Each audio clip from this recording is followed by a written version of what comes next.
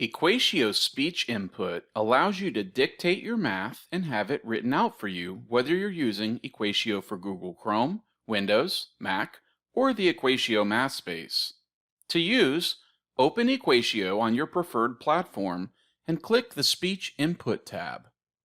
Click the Record button and start dictating your math.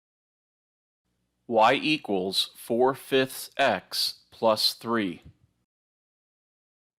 You can see your math being automatically created on the right side of the panel. When finished, just click Insert Math to put it into your document. Speech input works the same if you're working in the EquatIO Math Space on a math canvas. Pi r squared.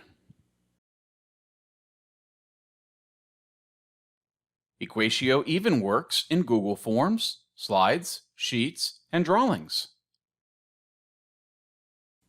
3/4. For more information on EquatIO, check out our YouTube channel or visit the link below.